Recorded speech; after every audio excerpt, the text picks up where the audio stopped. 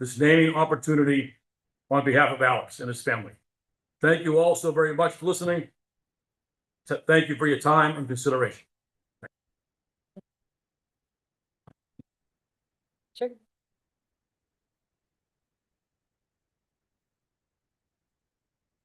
Joan Rosenthal, 40 Bartlett Street, Marblehead.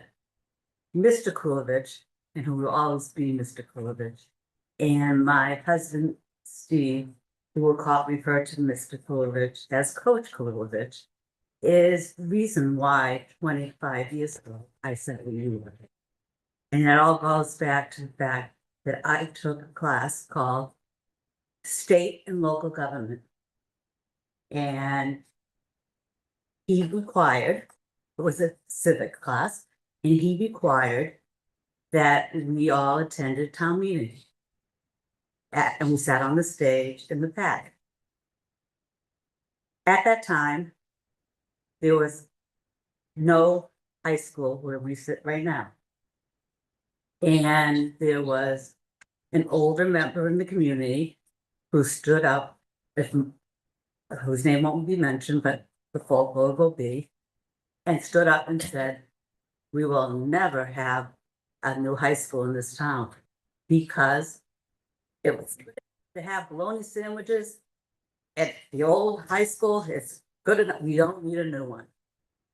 First school committee meeting that I attended as an elected official, I said that same scenario. And I said, it's time. We have an opportunity. And this building was filled. But that's not about Mr. Kulovich. That class exemplified what he taught. He taught about community, responsibility, and privilege to live in this town. And those are the three key words to everything I have done in my life. And I turned to my husband on that stage and I said, if I ever have the opportunity and the privilege to live in this town as an adult, I'm going to run this school committee. And that is the reason I did it. And that's because of 3 words: community, responsibility of every member of this town, and a privilege to be in this town. And I strongly urge you to give that recognition to Mr. Kulovich. Thank you. Thank you, Jim. Is there anyone else who was going to speak? All right. Well, thank you very much. First of all, for coming forward with the request. I won't add on to the accolades, which I could. I can stand here. I've known Mr. Kulovich my whole life, and through the school, through the church, and I really appreciate you coming forward and asking for this and making this request. I did share the policy with the school committee. We do have a policy, just so everyone knows. It's our policy FF, which is the naming of new facilities and spaces. It does talk about naming existing facilities. It's a bit of a page here, but I will say, I'm going to read a couple things here. It says that the submission of a name for a school space may be made by any resident or by the superintendent in writing, which is, and should be made to the school committee chairperson. The written request should specify the intent of the requester and the reasons why this particular name would fit the facility, which I think we've certainly heard here. And then it says at the end, following the submission of a naming request, the school committee chairperson will specify a consideration period that allows for public comment, following which the committee will deliberate and vote on the name. So I think what makes sense, we had the request, which we really appreciate. And I'm going to ask that we consider voting this at a future meeting. I'm going to suggest our next meeting.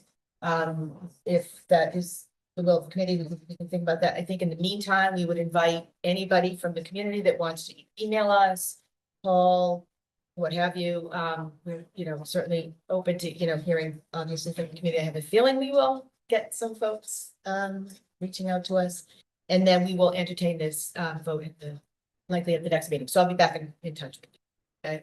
There should be, I think, samples of what the suggested lettering would look like in the plaque. Everyone should have that. Press, you guys should yeah, I should get copies of that. So that maybe that can go in the press as well. And we'll talk about the next steps. So we appreciate that. We appreciate you coming forward. Thank you. Thank you. Thank you very much. And also thanks to Mrs. Cole. I can't forget her. Thanks, everyone. Okay, so I'm going to move us on in our agenda to the public hearing. So I think I need to take a motion to close our open session. No. Motion to open the hearing. A motion to open the hearing for the budget hearing. So, I'll do. Close this meeting and. Don't close. So I'm sorry, was Sarah? Sarah was first and seconded? Al, okay. I'll do a roll call. Al, what? In favor. Ryan Oda? Favor. Sarah Fox? In favor. Allison too, in favor. Jen Schaffer in favor. Five. Thank you all for coming. Thanks, everyone. Have a good night. Go ahead. 5-0. So we're gonna now open our budget hearing. So, just for the folks that are here and online, our last school committee meeting, we had a budget workshop where we had initial presentation of our proposed school budget from the superintendent. Is everything okay? Yeah, I was just gonna have. to put Frank Okay. presentation up. We had a presentation for his superintendent's initial proposal, having worked through that with the budget subcommittee. We had some good discussion. There's been some discussion with individual members and the superintendent since then. And tonight is an opportunity for the superintendent to present proposed budget as it is, as it were. And for the community to provide feedback on this proposal. So that's what this hearing is for. So we will go forward with the presentation. I don't know how many slides there are. Is it Not many, like 7 or 8. number of slides? And then we will welcome anyone from the public to come up and speak, make comments, ask questions, talk about what you think, you like, what you don't like. And we also, for folks online as well. What I would probably do is go back, and depending on how many folks we have, I tend to try to go back and forth. So we give a handful of folks here in person, and then we'll go to online and then back and forth. So not one group is favored over another. So with that, I would like to turn it over to Superintendent Robidoux. Thank you, Ms. Schaffner. I appreciate that. So good evening. We're here to hear the budget superintendent's FY 26 proposed budget. On February 13th, we presented the proposed FY 26 school district budget. We shared the overarching goals of the budget, the requested funding, and how we arrived at the numbers. It's been posted online since that night for public consumption. It was a collaborative process for which I'm extremely proud, especially given the fact that 60% of our administrative team were not employed in Marblehead prior to July 1. After presenting our budget, I did some reflection, and I felt that there were several areas for which I could have presented information in a clearer fashion, that's what I'm going to do tonight. In tonight's brief presentation, I believe that I've encapsulated the areas for which I may have fallen a bit short on the 13th, and I'm confident that as I go through the slides, that the process we followed and how we arrived at a level service budget will come into sharper focus. So thank you, Frank. The first slide, just myself, Mike Pefferling, Julie Ferrer, Lisa Marie Ippolito, who were instrumental in creating the budget. We can go to the next slide, Frank. That'd be great. Can I interrupt for 1 second, John? I'm sorry. I wanted to mention, I know there was someone brought to my attention was looking for the closed caption. So I actually went with a live stream, which I had been live streamed. The live stream got shut off, so we recorded, but I moved to live stream. So we're now live stream, and I did enable closed caption. So I'm not able to respond in the answer. I I can't can take care of that. Oh, you can? Okay. So I think it's, I I just believe wondered so. if she'll answer back, that she's able to see it, because I did. She may need to view it on the live stream Yeah. platform versus this platform, for the closed captioning to come through. Which I think you would go live stream on the YouTube channel, YouTube channel. So if you go to the Yeah. YouTube channel, it'll be on live. and she stream. can also rewind. She needs- Okay, So right now, you're saying she should get the. on live stream, on On YouTube. live, okay. And I should have been able to, so if you can talk to her, if it's not there, tell her to come back and I'll try to figure it out. I think I've got it closed caption English, so sorry about that. Just want to make sure everyone has accessibility. That's okay. Frank, can you go to the next slide, please? So our fiscal year FY 26 proposed budget, we've requested what I consider a fiscally responsible budget, which is level services of $49,120,285. This represents an increase of $2,361,174 or 5.05% over our current operational budget of $46,759,111. These are the same numbers that we discussed last meeting. I thought I'd share them again. Next slide, Frank. So our FY 26 budget / operational goals. These are some of the things I felt I needed to enhance a little bit, so I wanted to share these next few slides. I think they're important to share. We developed a fiscally responsible level services budget incorporating feedback and input from administrative stakeholders, providing a clear understanding of what is required to educate Marblehead students. We ensure all students have appropriate staffing and resources in place to meet the needs of all learners. We utilize individual school improvement plans to align fiscally and operationally with the what we currently have in place, which is the district plan for success. I'm in the process of creating the future district improvement plans so that we'll talk more about that. And that plan is going to be much more robust than it currently sits. But all of our school improvement plans, fiscally and operationally, will align with the current district plan for success. I thought that was important to share. We collaborate and clearly communicate our goals with staff, parents, and community stakeholders. Provide a budget based upon data-informed decisions that focuses on academic rigor and high student achievement. Next slide, please. 26 budget process, collecting and reviewing data, which informs utilization of staff. This data will be used to determine efficiencies as we move through 25-26 school year into the 26-27 school year. We review, there's a review of our vacant positions to ensure we are working diligently to fill with permanent employees and or to determine the need for reallocation or discontinuation of positions. We currently have, there's one position that's open outside of all the ESY, the extended school year positions, and the coaching positions that are currently posted. And that's for an HR director. All the other positions are filled at this moment. Addition of staff within this level services budget requires reduction of other staffing for zero net gain. So for instance, if we're looking for a position or two positions, we made sure the principal said, well, where are you going to get that position from? So that we can make that happen. So we weren't adding staff to this budget. So that's where the zero net gain comes from. We moved the custodial positions. They were all outlined in the central administration line item. So it looked like it was very escalated in that area of the budget. And Mike definitely did a nice job of moving those to the schools within which they work. So it spread the that actually line item to where they needed to be. We work to maximize staffing and resources to ensure rigor and student achievement are our priority within the backdrop of social emotional learning. Next slide, please. Our budget assumptions for FY 26 during FY 26 budget development. The following assumptions were made with regard to salaries, supplies, contracted services, utilities, curriculum, and special education out-of-district obligations. We increased all salary steps / lanes as indicated by our settled collective bargaining agreements for FY 26, which is the school year 25-26. We increased all non-represented employees by 2% cost of living adjustment.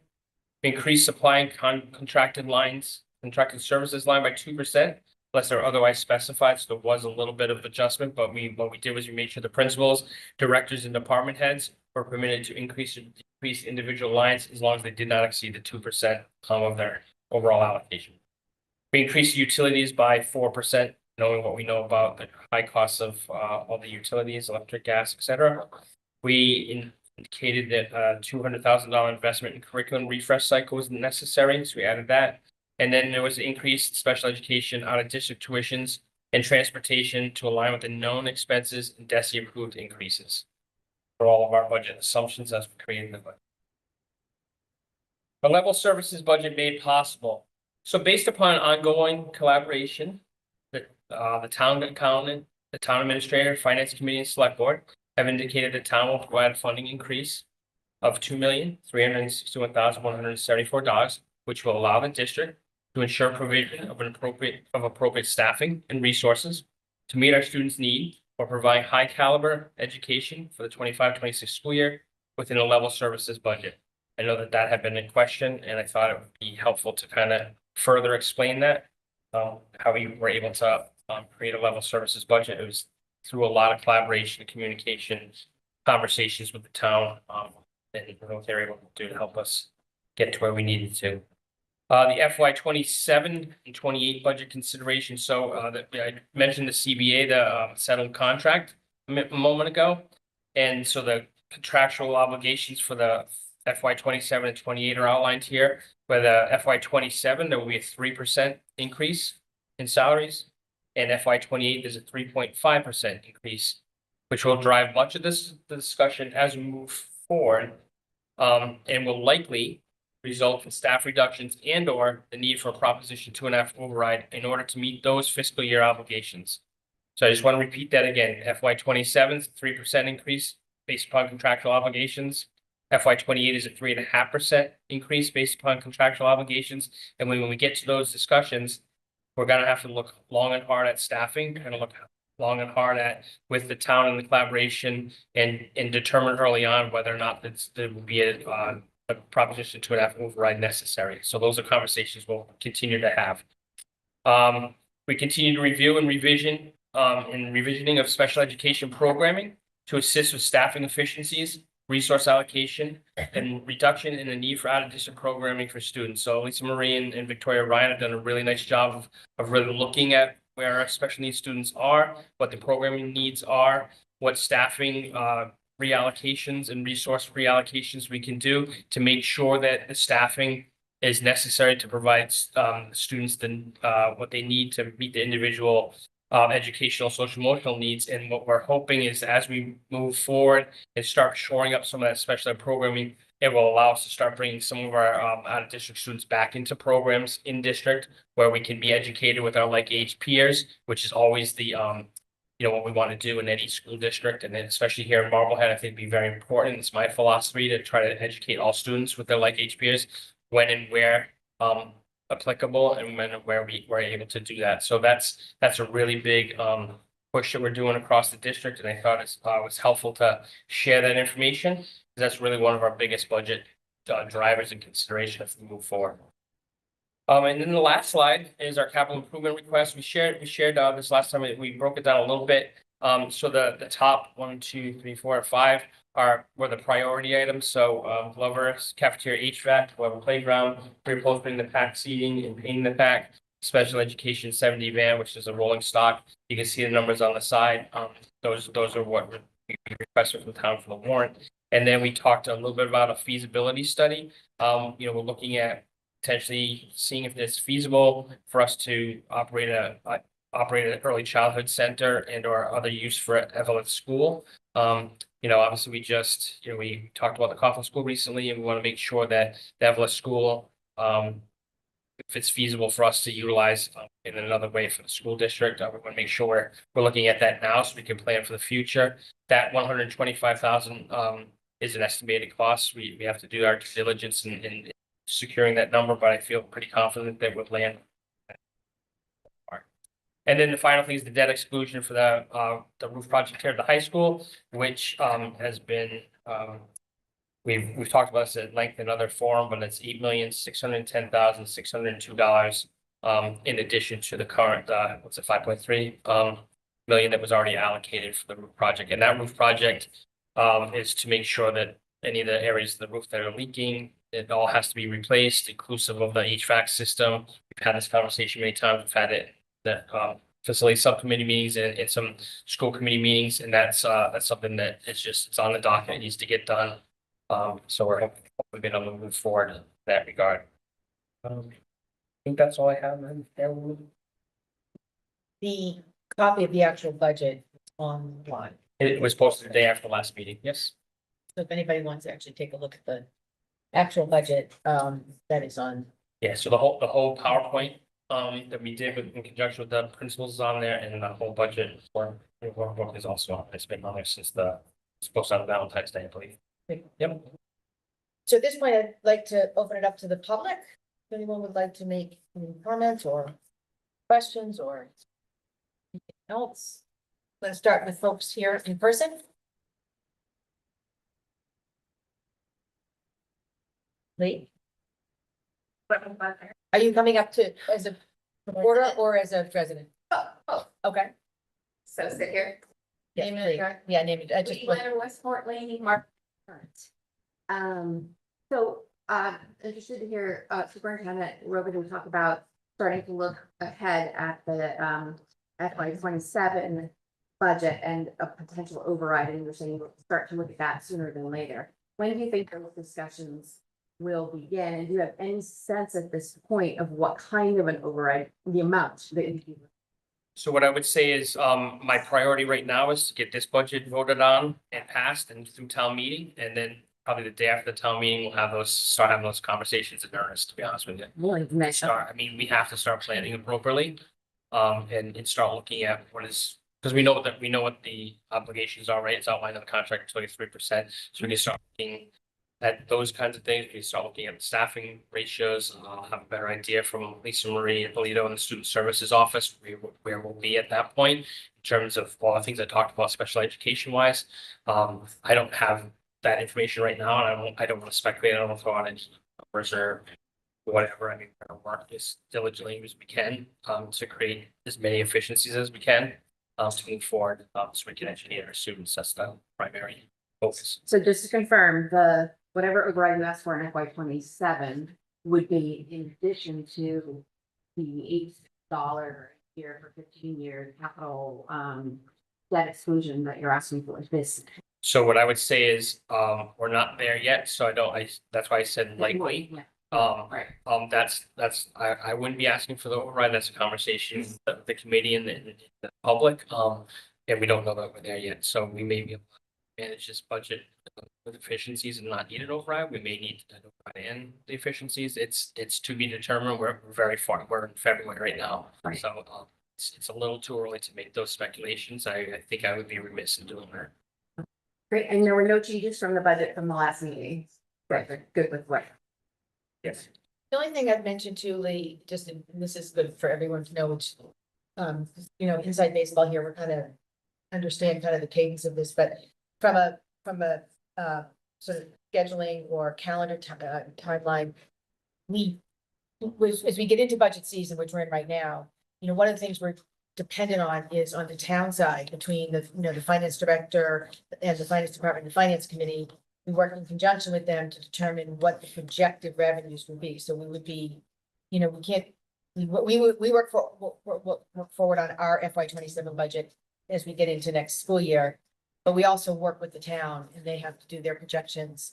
And that's usually right around January, February time. That's where you found out this year, for instance, that you got your 2-point-something million. Right. Yeah. That, I wanted to point that out, that, until we had that state of the town, we didn't know that there was $2 million of, additional funding available by just, well, no, the additional money is available simply by the treasurer moving our accounts out of the existing bank in getting a higher yield on the interest. So what we were told at the projections was it December 11th, I want to say. The December 11th projection, I don't know if I'm getting that date right, but there were projections that were given the first round at the select board meeting. They greatly improved by the state of the town. Well, you're looking at you all. Oh, yes, The answer to that is yes. there was essentially $2 million that was not planned on being available for the FY 26 budget. Gotcha. Okay, That wasn't all to the schools, that was split. with the- Yes, but that's a big deal. We didn't get an additional 2 million on top of what they originally Yeah. talked about. Yeah. Thank you. Thank you. Is there anyone else in here? Okay, Diane, welcome. And then Erin, I'll get to you right after. I got Diane Gore and then I'll jump to you, Erin. Diane Guerra, 24 Nicholson Street, and also a Glover teacher. This question is for the superintendent. I saw there was 120,000 requested for new structure for the playground at Glover. Do you know what that structure would be? Mike, do you have any further information on that? This is one of those things where it needs to be replaced. And we started looking at that, but Mike may have a little bit better information on that. So you're saying our structure right now needs to be replaced? So in the capital approval from last year, there was a rubber surface Yes. that was funded. And it was also understood that there was a need for a replacement playground. I understand you have two playgrounds over there. I'm not familiar enough to know exactly which one. But we did price out a playground structure that was more appropriate for the age level of the students that are there. And that number came in a little lower than 120, but we know we need to have it installed. And we felt, why would you pour rubber surface, rip out the playground that's there to put a new one in after you just put in a rubber surface? It's almost like, why would you put a roof on a building and then rip the AC off and put AC back on?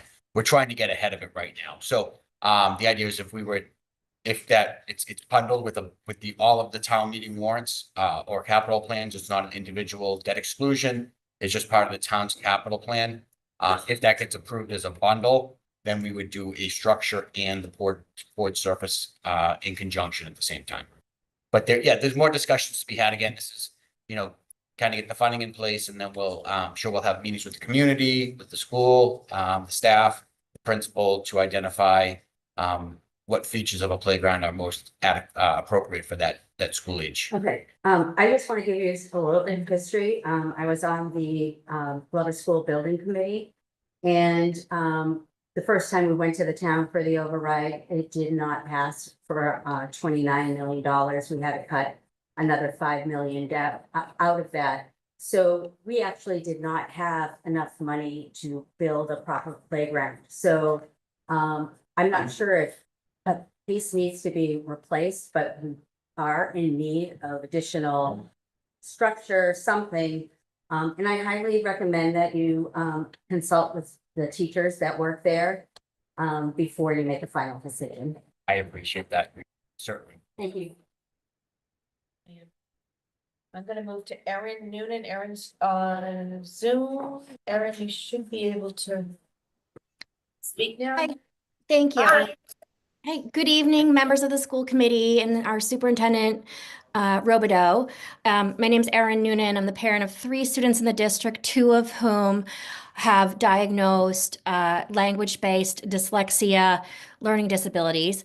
My comments relate to the funding in next year's level-funded budget for our language-based programming and the hope that the Student Services Director, Ms. Ippolito's intention to overhaul and improve in this area is accounted for, as well as Superintendent Robideau's district improvement plan and special education review that he just spoke of.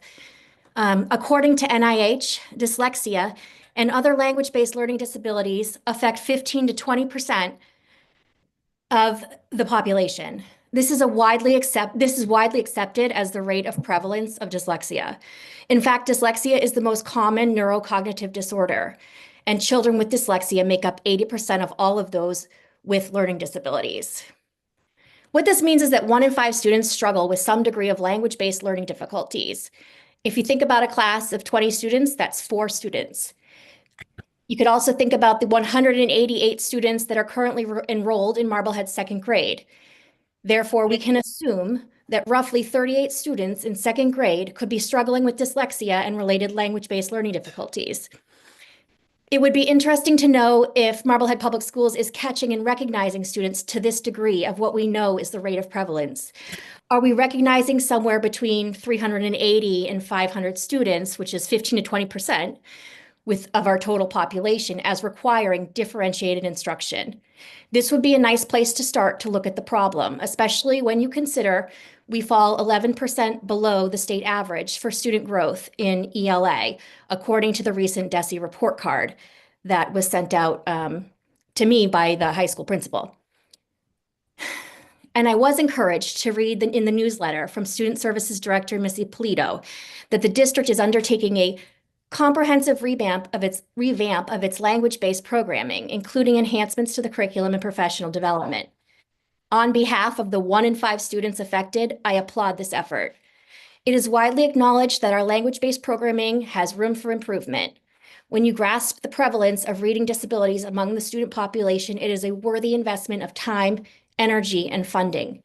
These approximately 20% of students require a different instructional approach compared to their peers due to their difficulty processing phonemic sounds and relating them to letters on the page. They need an Orton-Gillingham method of explicit phonics instruction, multisensory learning, systematic and highly structured approach and frequent repetition and practice and sometimes assistive technology. A standard master's in education program generally does not cover specific knowledge or training related to dyslexia. How many teachers do we have with specialized training in Orton-Gillingham and dyslexia-related methods? I believe it's not enough. And my question and hope is that the funding to address these deficiencies in our language-based programs is reflected in this FY25 budget. And furthermore, I believe that it would be valuable for our student services director to have the opportunity to speak about her efforts and the planned changes at a future school committee meeting. Thank you. I can just, Thank you, Erin. so I can just say thank you for that input. I think a lot of the conversations that I've had with Ippolito are in regards to language-based classroom and language-based programming for all the reasons you just mentioned, Ms. Newman. So I'm very confident that that's one of the areas of focus, along with our therapeutic programs and our ABA programs, all of which are very important. I think, as far as staffing and training for staff, that's also a priority. That's something that Ms. Ippolito and I have discussed at length, going into next school year's budget and the following school year's budget. All those areas are priorities, and a language-based program being one of them. I think it's my understanding that previously our language-based programs were really robust here in Marblehead. They became less robust, and a lot of students ended up going to programming outside of the district. And I want to work as hard as I can with the student services office to bring those students back again, like I said at the beginning, to be educated with their like age peers. And we will do that when we know that our program is robust and is appropriate to bring those students back, which I'm hoping is within, it's a planful year and a half kind of process. So it's going to take a little bit of time, but because we want to do it right, we want to do it appropriately for all the reasons you just mentioned, Ms. Newman. So thank you. Bless you. Thank you. I appreciate that thoughtful answer. And I do feel that, we have, what appears to me, a team and administration in place now that with our finance director, our student services director, and superintendent, that just may be up to the task of taking this on. And I just, Lisa Marie is online. I don't know, Lisa, did you want to speak to that at all, or just when you have an opportunity? Let me just, Hang on, getting, yes, She's on. Yeah, there we go. Can you hear me? Yes. Okay. First of all, Ms. Noonan, thank you very much for those kind words for myself and my department. We've been working extremely hard since we started in July with our staff and our team chairs throughout the district. I'd be more than happy to do a presentation, but I also want to let our community know that as we're enhancing the various programs, the language-based therapeutic and our ABA program, we're going to be having parent open houses where we're going to be inviting parents in so we can dig right in the learning space to talk about the changes that have been made, the things that stayed the same that are consistent and great, and highlighting the amazing staff that we have. In terms of professional development, there are 6 of us actually starting Orton-Gillingham training next week. On top of, I don't have the number off the top of my head because I'm not at my desk, on top of those that are already certified Orton-Gillingham or Wilson trained staff. So we'll continue to grow that capacity. Like you said, it is important to have the right curriculum tools and the right staffing in those different program environments. Thank you, Lisa. thank you, Lisa Marie. You're welcome. And I do believe that we had talked about having later in the spring, kind of a robust presentation. Yes, yeah, that's the plan is. That's been a major focus. Yep, and I think the plan is once we know kind of more specifically about the program enhancements, Ms. Marie and her team will probably share that. Thank you. Okay, I do not see any other hands up online. If somebody online on Zoom would like to make a comment or speak, you should have a small icon at the bottom that says raise hand. If you click on that, will give us a little hand there knowing that you would like to speak. So hopefully you can see that and you can do that. Is there anyone here at the library that would like to speak from the public? Just have one clarification. No one else is. Yeah, no, I don't see anybody else. Okay, cool, thanks. So Mike, I just wanted to make sure you have. In this slide, it says that you found $2.3 million, or the town found this money, and not found it, but it's from the investments. And do the schools get the 2.3, or you guys get half of that? So I'm gonna go back to like November timeframe when we had original conversations with Town Administrator Thatcher. Keiser, I'm sorry, Keiser. Originally, I think the town's revenues, and I'm just gonna put numbers out there, were somewhere around 2.4 million, which would be split equally between the town and the schools. So the schools were expecting to get about 1.2 million. I think when they closed out free cash, they realized that the school department had returned approximately $1 million at the end of fiscal year 23. That actually got pushed into 24 and got certified at the end of fiscal year 24.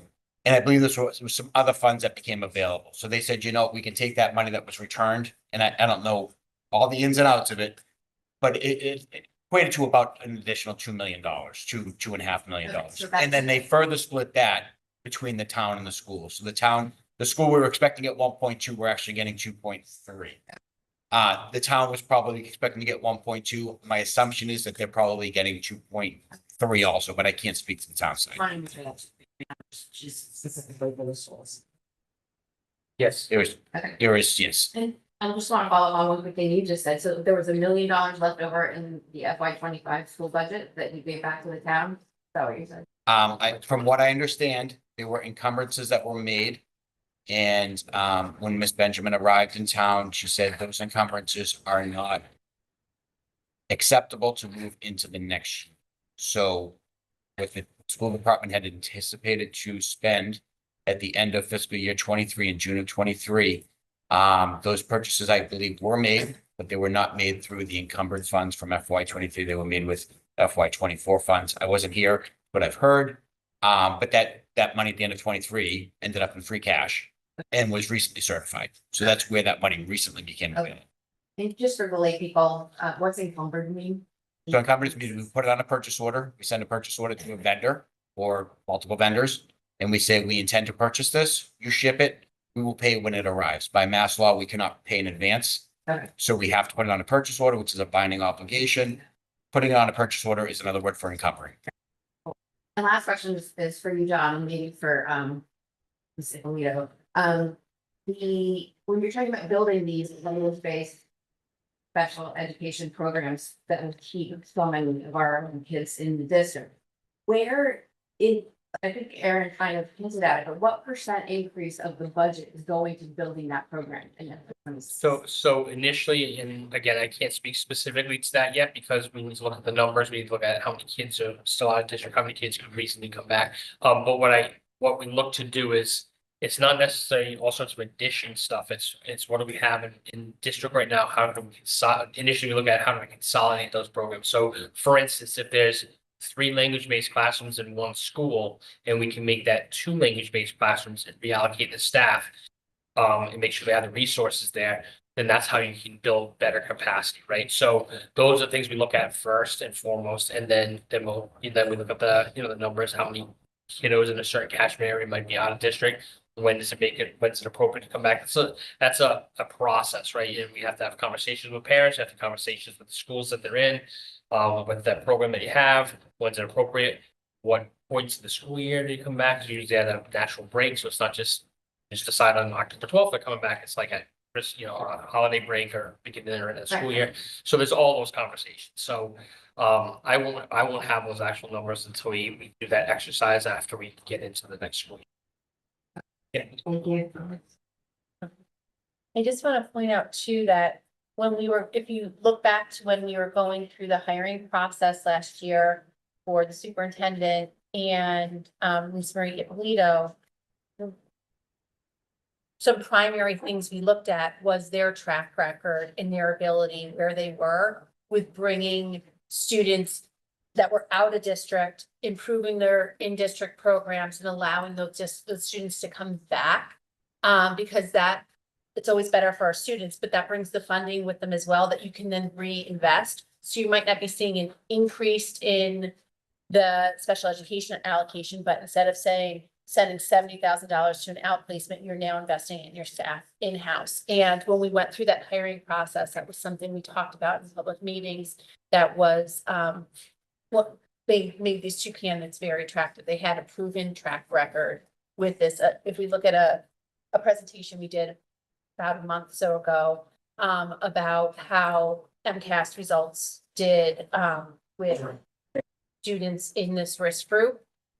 Ms. Polito's past district was the top of the chart.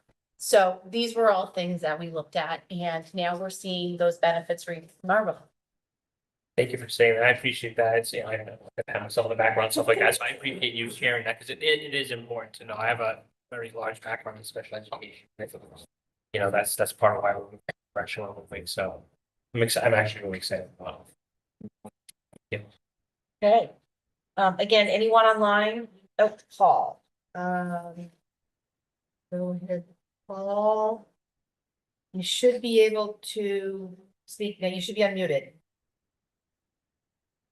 Paul? Now, I'm good. Yeah, go ahead. Great. Okay, Paul Baker, Overlook Road, Marblehead. Thanks for doing this. Appreciate it. My question is regarding the Everlith School. Mr. Roberto mentioned that in 27 and 28, we're looking at 3 million plus for an override, I think, to cover the teacher contracts. Where do you envision money coming from to turn the Everlith into an early learning center? So, I'm sorry, was that your only question? Or did I just- Well, yeah, where's that money going to come from, given that Everlith is deemed not usable as a school anymore? Surely the money to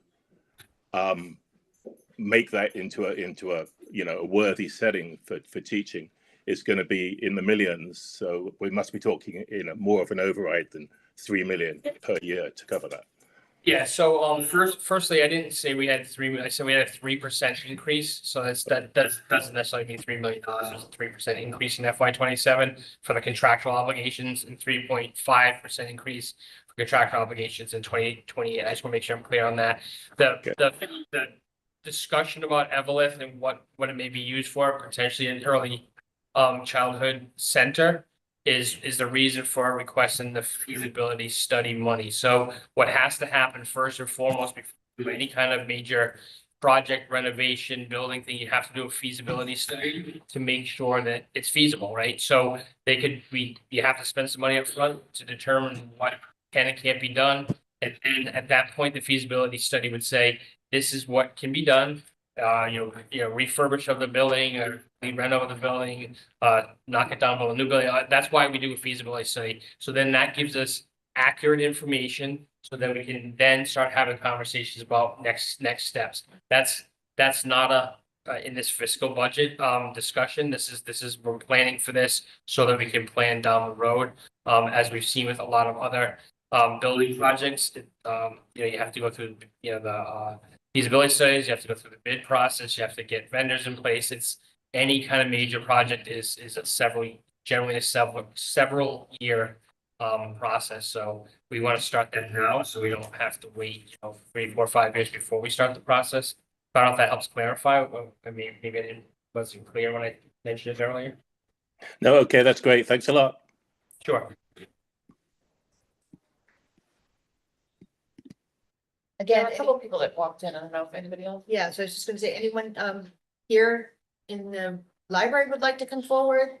And again, or anyone online, you just need to press your raise hand button at the bottom of your screen. Okay. One more going. All right, so I'm gonna take a motion to close the public hearing. So moved. Sarah? Second. Awesome, and I'll do a roll call. Al Williams? In favor? White In favor. Sarah Fox? In favor. Allison Taylor? In favor. Jen Schaffner in favor, 5 to 0 to close. We need budget hearing. Thank you, everyone. Thanks for your Thank you. participation. Great questions. Appreciate it. Thank you, John, for the presentation. Mike and Lisa Marie. And Julia, who's that? Okay, so let's move on to, opening business continued, commendations. But, I just want to congratulate the boys hockey team. They won last night and they're moving on. Tomorrow night, I believe, 28th at 7 p.m. at the Salem State Arena. I know normally our student representative would talk about these things, so I just thought I'd mention that, but also the St. Lambert's hockey tournament. I think it's the 60th year, and kiddos from Marblehead went up there in the giant snowstorm, not this past weekend, the weekend before. So I think it was the first weekend of February break, if you will. And you know, had an amazing time, some unprecedented weather, I'm told, and terrible driving conditions. But everybody had a wonderful time and made it back safe, which is important. And our village school is putting on the play of a Lion King Jr. next weekend. So March 6th, 7th, and 8th are the dates. The 6th is, wrote down the times. The 6th at 6 p.m., Friday at 6 p.m., Saturday at 2 p.m., and Saturday at 6 p.m. I just want to wish them all really good luck. I'm sure they'll be tonight this weekend. Oh, they did? Okay, so I think we're going John Thunder. No, that's okay. That's- The high Oh, my school has one. No, anyone mentioned, I just take it out. No. There's one tonight at the high school they're putting on that Ella, our student representative is performing. I wanted to make a commendation to our custodial staff, and our maintenance crews during the last few hellish weeks of weather that we've had, particularly the day where everything melted and then froze. Anywhere you drove in town, people's sidewalks, their driveways, everything was a complete sheet of ice, you know, thick enough to stand on, except for our buildings.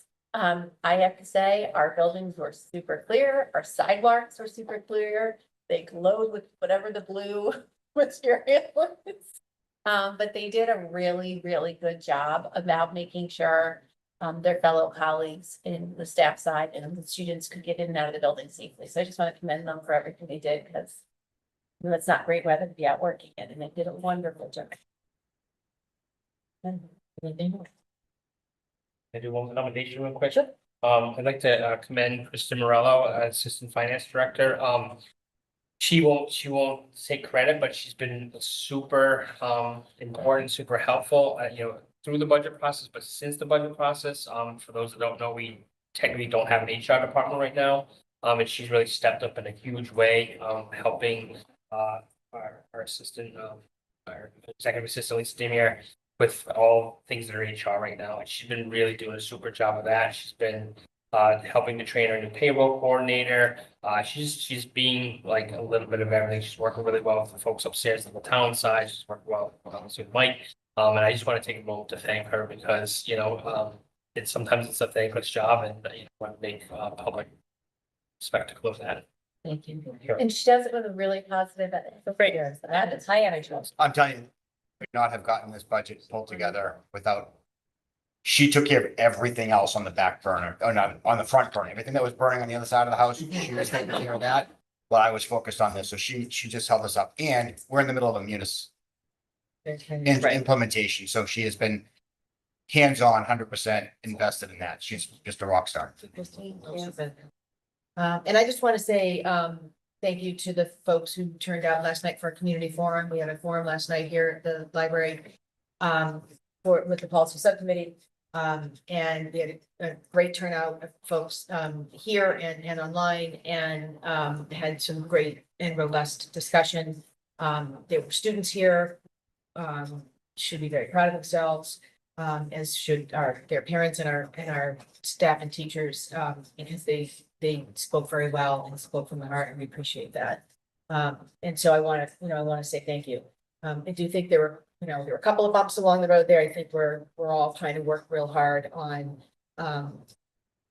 civil discourse, and I think it was a good example of it as we go forward, predominantly, that we can talk through our differences and work through our differences and recognize people can be heard, all voices can be heard, and then the decision will be made after that, and so I appreciate that.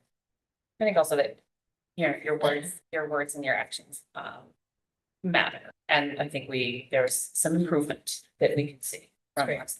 Yeah, we really appreciate it. Okay, okay, let's move on to, public comment. So unlike the budget hearing, this is just our regular old run-of-the-mill public comment. So. Hey, Diane. Planning board. Would like to urge you to approve the request for naming the athletic complex at the Marblehead High School after Alice Slovich. I've been teaching in Marblehead for over 30 years, and he was the athletic director, very successful. I read all the articles about him and the team that he helped. Also, I had the privilege of working with several of his grandchildren, and knowing Tom, who was the father of the children that I worked with, and his children, I can attest to Alex's character because of the character of Tom and his children. They couldn't be more kind, giving, helpful, hardworking, 100% effort. And I know that that has to come down from the top. So I hope you do approve that request. Thanks. Appreciate so that. much. Thank Thanks, you. Diane. Anyone else here? Okay, let me see. Anybody online? Again, just need to click your raise hand button at the bottom and I can call on you. Anybody online? Okay, I don't see anybody. All right, I'm gonna move on then to district update. John, Hi. Superintendent Robin, so the formal. Me again. Thank you. I have a few things, so I'll try to be quick, but, Sarah stole a little bit of my thunder, but I'm gonna say it again because it's worth repeating. I need to once again thank our maintenance and facilities department for the snow removal and cleanup over the past few weeks. Most of the snowfall has occurred over the weekends, and our crews have worked tirelessly to make sure that our schools are cleared and ready to receive staff and students. That's not always an easy task, and I want to recognize their efforts. Now, I do want to also recognize, I know we do a really good job of clearing everything else. There's always some spots here and there. There have been a couple of folks that have slipped a little bit. So obviously, even though the weather's 44, 50 degrees out, we have to be diligent about the icy spots on all sides. So anyway, February's been a trying month for all. Flu, COVID, and other illnesses are running rampant here and elsewhere, which creates extra challenges in educating our students consistently. I am hopeful that as the weather gets warmer and we can start opening windows and getting outside more frequently, we'll see a decline in the illnesses that have plagued us. Probably not the best choice of words, so. There have been there have been questions as to the expectations that were in place for both staff and students over the week that was originally February break. So I'm gonna take a minute just to kind of share that. I had a lot of input from parents and staff and stuff. So for staff, unless there were extraordinary circumstances for which time was requested from me directly, the expectation was to be in school. Any absence that was granted was unpaid unless staff had personal day or days available. I reported this out, I think it was in the current at some point, there were 15 teachers who had extraordinary circumstances, ranging from medical procedures, weddings, specific unavoidable situations that I granted permission. Given the aforementioned illnesses, there were staff that ended up being incapacitated in unplanned ways that created more unavoidable absences that were anticipated. I worked with Megan a lot on some, there's been a lot of notifications and stuff going on about how do we address some of those illnesses. As for the expectation for students, the school committee absolved absences from the school for those students whose parents called them out. This was discussed at length at an earlier school committee meeting. It was determined that student absences would not count against them for the 10 makeup days due to the strike. The expectation while in school was to continue with academics while not having any major assessments or new topics being presented so that students not in attendance wouldn't get too far behind. The teaching and learning that occurred was in alignment with our curriculum. and allow for some extra attention for students given the reduction in overall student attendance. I saw this firsthand. I was in many of the schools over that February break. I saw kids that were engaged with smaller numbers in the classroom. I saw it from high school all the way down to Glover, some good teaching and learning going on. So I just wanted to share that. Last week and the days over the original April break are atypical. And we are doing our best to balance academics and adherence to the curriculum while knowing that many students would and will be not in attendance. I wanted to be clear that none of this is ideal. It is a direct result of the strike and will, among other things, cause Marblehead's accountability with the state to be adversely affected. However, we will continue to work towards finishing the school year as strong as possible and work to ensure that the next school year and subsequent school years are focused on increased academic rigor and expected attendance in school by both educators and students so that we can get back to being the strong district we are capable of. Our pre-K, just a few things I want to share. Our pre-K enrollment is currently down a little bit than what it has been in the previous year. So I want to mention that the registration process is outlined on our district webpage. When you go on there and look, it says pre-K registration/screenings. It had a different title that maybe was confusing the folks, so we switched that a little bit. Any questions you may have, we direct to our student services office, and I'm confident that we will see numbers rise. But I felt it prudent to mention that. We did have MSBA, the Massachusetts School Building Authority, in district last Friday and this past Monday. They were here for two separate reasons, two separate crews of folks. So one group came through all the buildings on Friday and Monday. They looked at every single school building. Mike walked them through along with their custodians and stuff. And what they're trying to do is look at all the. It's my understanding they're looking at all the schools in the Commonwealth, trying to create a database of facilities so they can have a better understanding of what the needs are. I think that's the overarching thing, but they came through and you know, everything was looked at from soup to nuts in all the buildings. The second group was at Brown all day on Monday. I met with the team virtually prior to the visit to outline the day, whose purpose was a post-occupancy evaluation. So anytime we build a school, once it's built, it's closed out, we're using it, MSBA will come and do an evaluation. They came in and observed drop-off, pickup, lunch changeovers. They looked at classrooms and other learning environments and went through the facilities like the boilers, mechanics, etc., and inquired as to ways we use Brown in conjunction with our community. This is a typical endeavor after building is built and has been in use for a period of time. A report will be forthcoming, is my understanding. Thanks to Mary Maxwell and staff, along with Mike Piffling, in ensuring that the visit went well. Mr. Roder had asked where I am in the process of updating the district's plan for success. I will be doing an update in my evaluation goals at our next meeting, which will encompass the process that I've embarked upon regarding migrating the district plan for success into a much more robust district improvement plan. I can share that it's a multi-step process and that I have completed the initial task of expanding the plan for success, but I would like to take a necessary time at the next meeting to outline the whole process. That's okay. I think this makes more sense. That's okay, Mr. Roder. Wit and Wisdom guided observation took place yesterday, the 26th? No, on the 26th. Yeah, it's just at Village, Glover, and Brown. Partaking in the day were our assistant super of teaching and learning, Julia Ferreira, our principal Scott William, Frank Kowalski, and Mary Maxfield, our assistant principal Jenny Emmett Conrad, along with our instructional coaches Angie Graziano, Rebecca Brand, Emily Perez, and Mary LeBlanc. We received stellar feedback on the visit where Wit and Wisdom staff came and observed the program in action. They were highly impressed with our teachers, engagement of students, and our administrative teams. Kudos to Julia and all involved. This is positive student programming in action. We've heard a lot about Wisdom, and we get some really good feedback, so I'll share that. We talked about the boys hockey, but I'm going to say it again. They won over Blackstone Valley Tech with seconds to spare last night, so a 3-2 win, and they go to round 16 of the division playoffs tomorrow versus Drake at Tingsboro.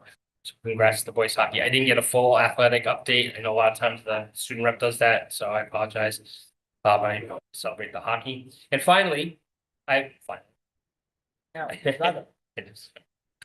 been asked a few times to share my overarching leadership philosophy as a backdrop to how I operate as an educational leader and how I intend to lead the district moving forward. This is important to share as people are getting to know me and where my focus lies as we move forward in the process towards hopefully more permanent superintendency. My philosophy is simple: to ensure that all students, staff, and community partners are treated with dignity, respect, and have a sense of belonging as a part of our educational community. I strive to be a collaborative leader who is reflective and allows stakeholders to have a voice at the table, as it's important to running the district successfully. This does not mean that every voice will get what they want. It means that when collaborative decisions need to be made, I try to ensure that pertinent stakeholders have input and are able to provide feedback in the decision-making process. Another important aspect of a collaborative leadership approach is establishing relational trust with students, staff, community partners, and with the school committee.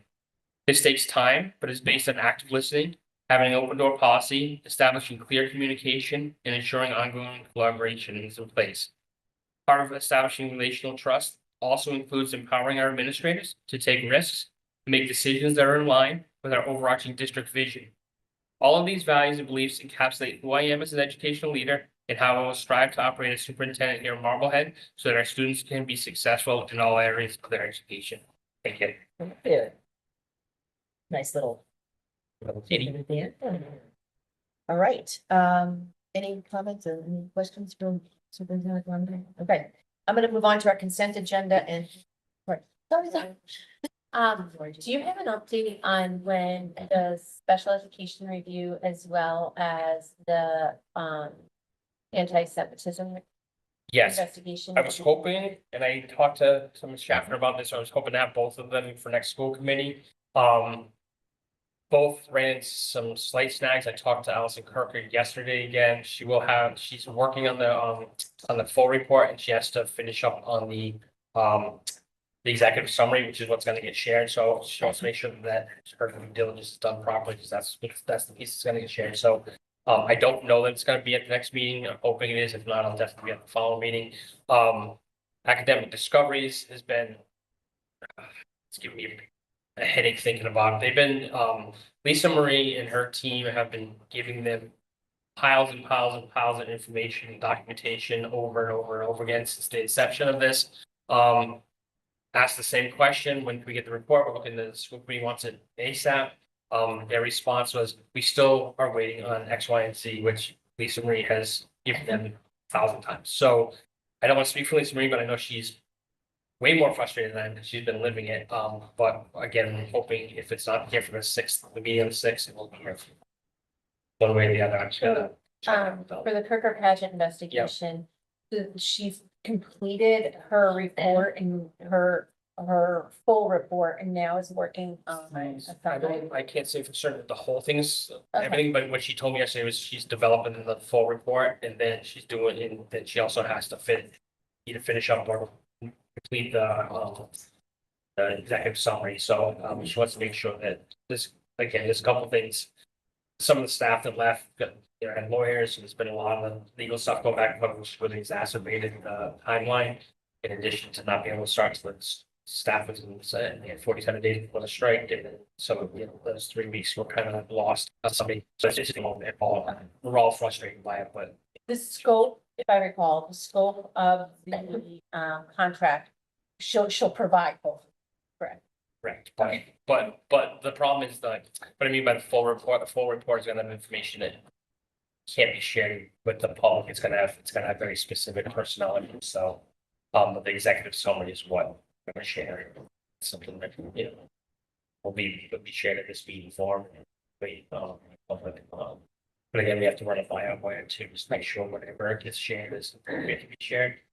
So when people do public records request the full thing, they're not gonna get anything except for maybe it's gonna look like the Watergate if they're actually gonna request because it will be redacted. So it's useless time, waste of money to do that, to be honest. Just, I I'll follow. want to say that out loud just in case anyone was thinking about it. Yeah, 'cause I have more questions on that. That I'm happy to explore. Okay. All right, thanks, Commissioner. That answers your question, I'm sorry. Or someone, Yes. okay. So we're gonna move on to the consent action and agenda items. We have 2 items here, which are our scheduled bills and our meeting minutes of January 9th, 2025 and January 23rd, 2025. And as this is consent agenda item, I can take this as a motion to approve both at the same time. So I'm going to ask for a motion to approve the consented action and agenda items. The moved. Moved by Sarah, do I have a second? Second, Second by Al Williams. I'm going to do a roll call. Al Williams, in favor? Brian Oda, In favor. Tara Fox, In favor. Allison Taylor. In favor. John Schaffner, in favor, 5-0. School committee communication discussion items. The next item on the agenda is the Marblehead High School Program of Studies for the school year 2026. And I don't know if Dr. Kelsey had something Dr. up or. Kaufman is here. Oh.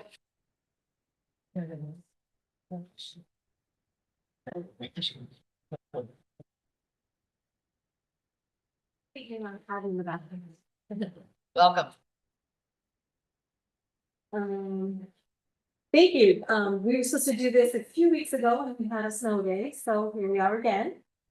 We are entering our scheduling season and our elective window will open up tomorrow, 1:30 for students to start with their electives for the school year.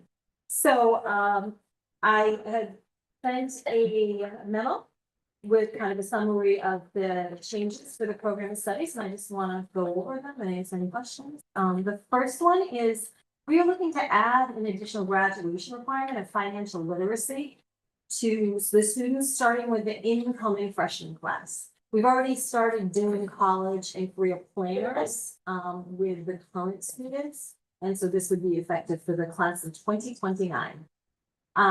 We will not be adding any additional credits required, as we have a bucket of strict credits available for electives that this will be a 1 semester course. We have identified currently 3 courses that we have been running for years. Banking and personal finance, entrepreneurship, and real world skills, which kind of gives some tiers of rigor in those courses that will meet this requirement. I do know that in the future, I believe it's 2 years out, AP is actually looking to bring in a business and personal finance course. So we will continue to look at what's out there and what we can add to offer students with this. But we feel that this is going to be a nice add for students to really equip them for college and career readiness when they leave us. We are removing the Essex Tech After Dark program from the program of studies. This was something that was eliminated last year due to budget cuts. And this current graduating class is the final class to go through that program.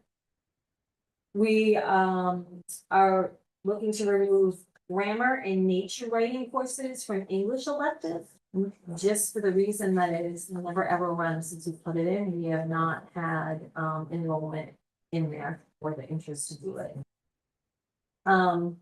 We are also looking as part of a multi-year rollout to remove CP2 level for Algebra 1 and Physics General Education course.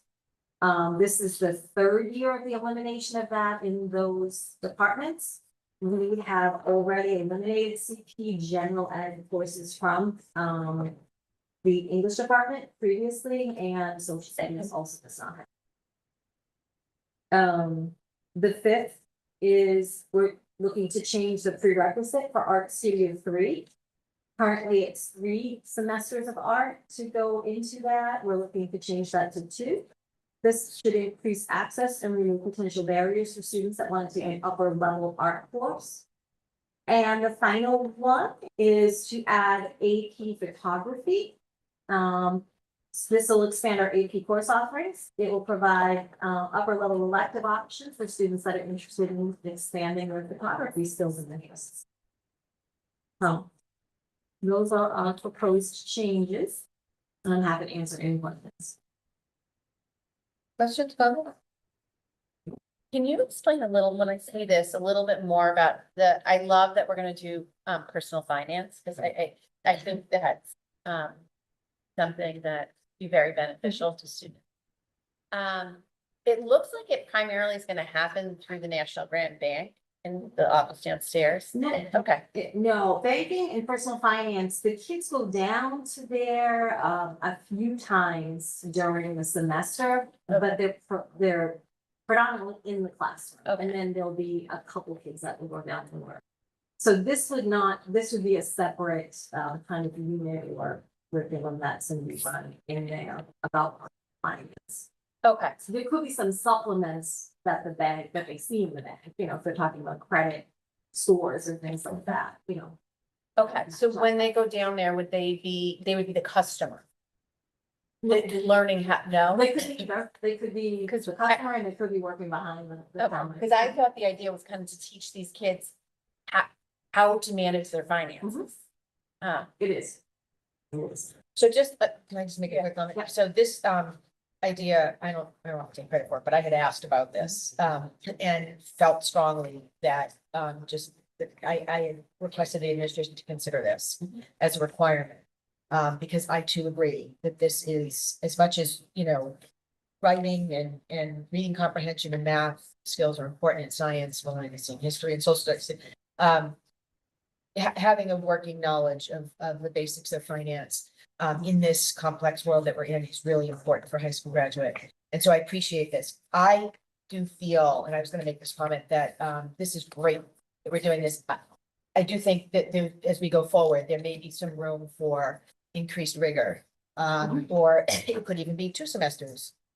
But a year course, or even if it's 1 semester, a more rigorous focus on, and there are plenty of curriculums out there. That we can take a look at, that involve, personal finance, debt, credit, borrowing, tax prep, doing you're basically your, adulting of finance, because I think that's important. So I don't know if that helps, but I think. this Yeah, is the that's first what I step. wanted to, I'm super excited to see it starting to evolve.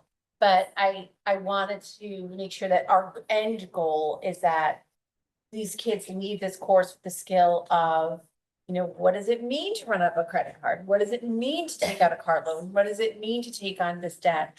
And how much, what was that?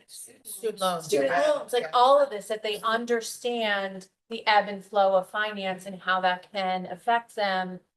Because when we look at, a lot of the kids that have come out in the last 10 or 15 years, I'm not sure the adults. Well, I think, back in the day, those of us in the olden days, had, which used to be called home ec, believe it or not, but one of the things we used to do was like you made a budget and you figured out a household budget. I mean, it sounds, it was, whatever, but there was value to that, that you had to recognize how to sort of manage, your life in that respect and finance. So that, I think, is purpose of this. And I think, sorry, not to jump in, but we talked a little bit about that. Michelle and I started talking a little about that too. Like within those course where I would agree, we need to say like what's the rigor, how do we talked about other supplemental curriculums that we could add in that will enhance what's going on in those classrooms. I love the idea of adding in the AP business or financial literacy. That's great. The upper level for the folks that need that. But yeah, I think as we evolve this, discussing and looking at that regular teachers that teach this course is part and parcel of what we need to do. And yeah, I would agree. If it's a semester course now, maybe we say, hey, we're still not seeing. So this is why we do the program studies every year. So this is something we need to change or move or shift. And I think Julia would be also for Erin, which is, it would be part and parcel of working on this. 'Cause, I mean, it's everything, I mean, it's financial scams, I mean, it's so, with the technology, and everything is just so complex. And my background was. Well, that was my question. I would assume this would be a business teacher or someone of that. That's what would be teaching this. Yes. Okay, Thank you. Yeah. All right. If there's no other questions, I need to, this is about, right, I need to know. Yes. This. Okay, so I need a motion to approve the Marblehead High School Program of Studies for school year 25-26. So moved. And a second? second, Allison, I'm gonna do a, roll call. Al Williams, In favor? Brian Oda, Sarah Fox, in favor. Allison Taylor, in favor, Jen Schaffner, in favor. 2-0. Great. Nice job. Thank you. Thank you. Thanks, Dr. Fox. Michelle. Appreciate it. Thanks, Michelle. Moving on to school year calendar, school year 25-26 calendar. Should have been in your Google Drive. Yes, I placed in there. So we had the calendar was put up for discussion at our last meeting, I believe. And based upon further discussion, further input and further discussion from parents, I received input from parents, both in favor of the before Labor Day start and some in favor of after the Labor Day start. And what I just want to share further is One, most school districts start before Labor Day for a multitude of reasons, not the least of which is so they don't end up going to school until the end of June. Two, it's my understanding until fairly recently, Marblehead also did before Labor Day, so this is not new. Three, Labor Day is the 1st of September this coming year, but it's gonna be, I believe, the 7th the following year. So I'm looking to hopefully establish a pattern of getting back to before the Labor Day, because what's gonna happen is we start after Labor Day this year, we start after Labor Day next year, then we're not starting until the 8th, or people are gonna say, oh, now we need to start before Labor Day. So I'd rather get some consistency here, because I think it's one of those, things to say, we know we're gonna start here, people can plan accordingly. The point is not lost on me in any way, shape, or form that this year is a atypical year between the April and February breaks and the one snow that we had that on and everything else, where the end of the school year and the beginning of the start of the next school year is a little shrunk down. But I would contend that starting in this manner allows us to get the PD days in the front end, which is very important, because we need to do staff training. A lot of special ed training that we talked about has to happen. That hasn't been able to happen. And then those 2 days where kids start, I've been doing this for a long time, and it makes sense to have that soft start. Especially for kids that are in the transition years, when they're coming into a new school, kindergarten or whatever, 7th grade, 10th, 9th grade.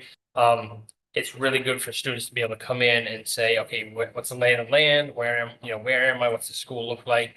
Without the really huge expectations. Oh my God, I got the whole week of school to kind of figure stuff out. It's a soft start. It allows teachers to really do the get to know you activities in a way that they can get those get to know you activities, get to understand the kids in front of them, so that when they come back from Labor Day, they can hit the ground running and go forward. I know, it is a start and a stop. It's a little bit choppy with some of the other, with the holidays that we have in the calendar. I feel strongly administratively, this is, all of our administrators feel strongly that this is the way to go. That's why I'm proposing it. And I think, I would like the committee to support this calendar. I think it puts us in a good place starting next year, and it sets the stage for the following. Thank you. So I have some questions, Chad. Yep. I went back to the first draft you gave us on January 8th. And that first draft you gave us had students starting on the 2nd, and it only extended the school year by 1 day. So they still finished before the Juneteenth holiday. And the only thing at the end of that meeting that I thought we were looking at was that November PD day, to see if you originally proposed that it would be an election day, and then we went back and we talked about that changing. So it seems like at our last meeting, we kind of took a bit of a shift from your first proposal. Yes. To starting prior, and then we solicited some feedback.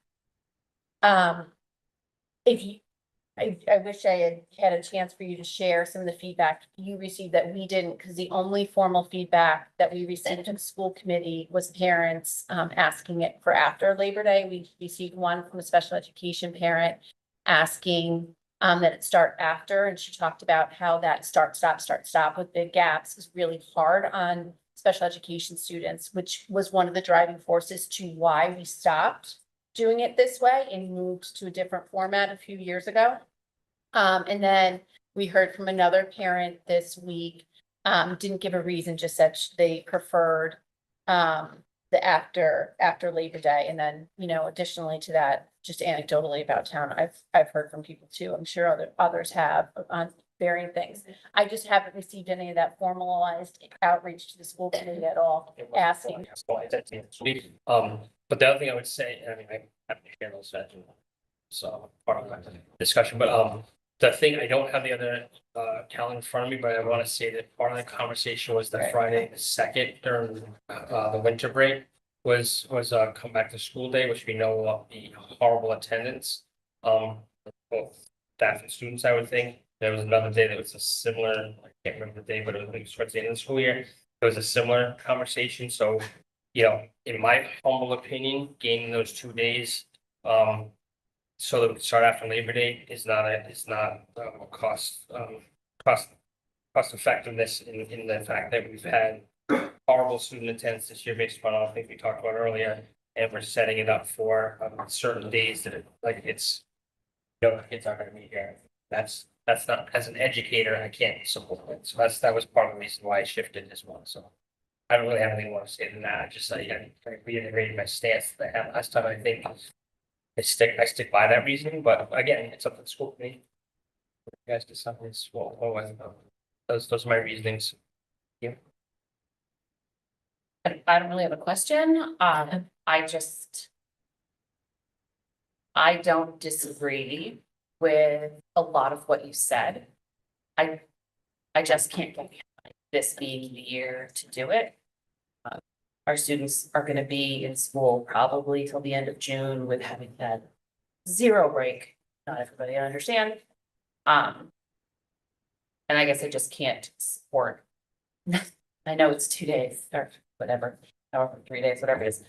I just feel like these children have been through so much. And then this is the year for it, but again. So, I appreciate it.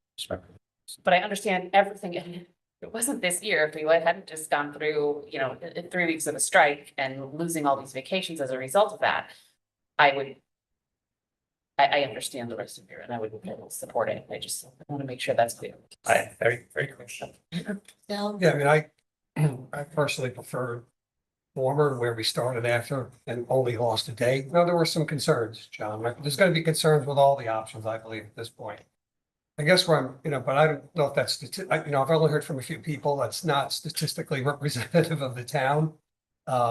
So I guess where I have to land is trust, as you said, it's you and your administration, your staff putting this together. You feel this is the best for the students and the staff. That's what I'll support. I agree with that. as do I. So I'm gonna call for a vote to approve the 25-26 school year calendar.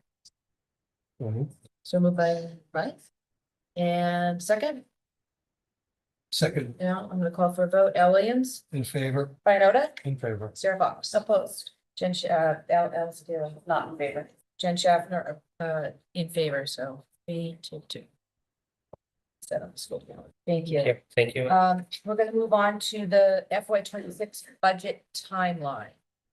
I just wanted to, have a conversation with the budget subcommittee, folks, as well as Mike and John as to where we are, so we've completed our budget, hearing tonight. I imagine that the next step is you need to vote. We're gonna need to vote our budget. And the finance committee needs to vote the budget as well. And you would want to probably do it in that order, right? So we want to have a school committee vote before finance committee. Do you know when March you're 31st. We're slated to be, FinCom slated to vote us on March 31st, is what Al told me. okay? Okay, March 31st is a Monday. So that would give us in theory, the 6th or the 20th to vote our budget. Does anyone have any thoughts on that? We have the hearing tonight, so we obviously want to have time for folks. I would say the 20th, because we actually haven't had our FinCom liaisons meeting. It was supposed to be on Monday, the town website got launched in a funky way. So it's gonna be tomorrow morning. So I would just like to have that meeting, bring back any feedback from them next week. I don't anticipate there being bumps. I think the thing to celebrate here is we were able to fund all the positions that we're not laying off anybody. We don't have staff reductions. And we're able to meet the needs at a level service with what the town was able to provide. So I think that's something to celebrate. With a lot of work ahead of us for the next year. And so, but I do want to make sure that we are able to have that FinCom liaisons meeting tomorrow and then bring back that information on the 6th. So And also time for the public. Yeah. So I mean, there's time for the public to hear it tonight, obviously respond by email. There's also public comment at our next meeting. So do we think maybe the March 20th school committee meeting makes sense? Like, I just want to throw in my past experiences. I've cut it close before between the school committee vote and the FinCom vote, and you get a snow day. Would we be prepared to add an additional meeting on the 26th just to, Yeah. or 27th, Yeah, yeah, just to yeah. approve the budget Yeah. in case we, as long as that's Yeah. good, yeah, If there's a snow day. on March Yeah, 20th. Blaming you. Labor is your and I'm problem. giving you a day's pay. We also, there also is a safety backup day after that for FinCom, but we're hoping not to use that safety day. We'd like to use the day. as No planned. safety days, right? Yeah, So and I think, you know, if we had a regular school committee. We're meeting again next week, so initially I was like, oh, we'll just go next week, but it's a little bit tight, so I would concur that we put it on the 20th probably makes sense. Okay, so we'll shoot for the 20th for approving our budget. That's great. Then FinCom, in theory, will approve our budget on March 31st, and then it's just the March to town meeting. I don't think there's any there. The warrant hearing, but That's the 31st, isn't it? no, Oh, that's different? That's different. Okay, Yes. April, I have it in here. Final budget, okay. warrant hearing is on April 7th. And are we involved in that, or no? That's just, well, we might be if with the, approve. There could be a presentation. Okay, all right, so that's the next thing. So there's we vote our budget, FinCom votes the budget, then there's a warrant hearing. And then there's town.